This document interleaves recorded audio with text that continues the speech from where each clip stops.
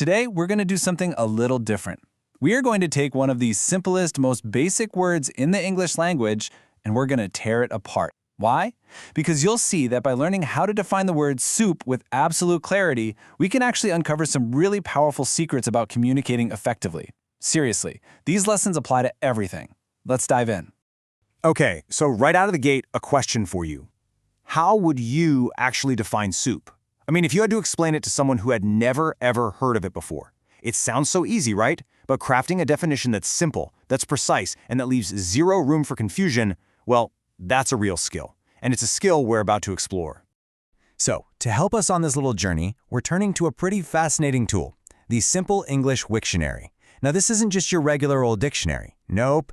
This is part of a whole project that's specifically designed to explain things using only the most basic, common English words. It's basically a masterclass in how to be clear. And here's what's so cool about the philosophy behind this. Using simple English has nothing to do with dumbing things down. It's not about being childish. The real goal here is accessibility. It's about being so precise that anyone, a language learner, a kid, even an expert in a totally different field, can get the idea instantly, without getting tangled up in jargon. All right, let's pop the hood and perform a little anatomy lesson.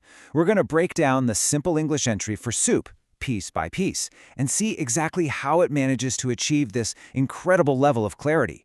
We're talking definition, examples, even the grammar. And here it is, the definition itself. Just look at the words they used. Food, boiling, meat, vegetables, water, flavor. Every single one of those words is super common, something almost everyone understands. There's no fancy talk of broth or consommé or stock. It just gets right to the heart of what soup is, in a way that someone on the other side of the planet could probably figure out. That right there, that's simplicity as a superpower. Of course, a definition by itself can only get you so far. Context is everything. So the entry gives us this simple, totally natural example sentence. This little sentence doesn't just define the word, it shows you how the word lives out in the real world. It takes this abstract idea and puts it into a situation you could easily imagine, like reading a menu. Now we're getting to something that trips up so many people learning English. Is soup a single thing, or can there be many of them? Well, the entry tackles this problem head-on. It explains that the word can actually be both countable and uncountable. And this is just a brilliant move because it anticipates a point of confusion and just clears it up before it can even become an issue.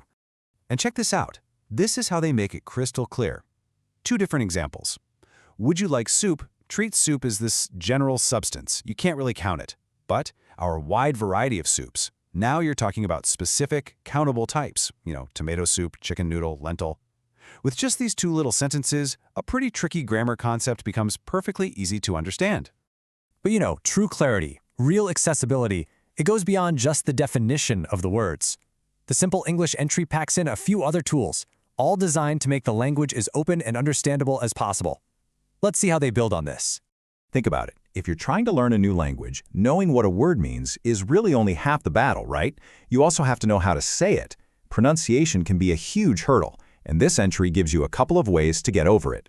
So, for the real pros, the people who are deep into linguistics, it gives you the technical keys, like the International Phonetic Alphabet, or IPA. These are universal standards that give you a super precise guide to the sound. Incredibly useful if you're serious about this stuff. But, and this is the really genius part, they know that most of us have no idea how to read the IPA. So, what's the simplest, most direct way to teach someone how to say a word? You just let them hear it. By including a simple audio file, it makes the correct pronunciation available to absolutely anyone, with just a single click. It's so simple, it's brilliant. So, how big of a deal is this one simple, clear definition? Well, look at this number. The entry for soup is available in 63 different languages. 63! That means this one carefully built explanation is helping people all over the globe understand a basic piece of the English language. That is the power of simplicity in action on a massive global scale.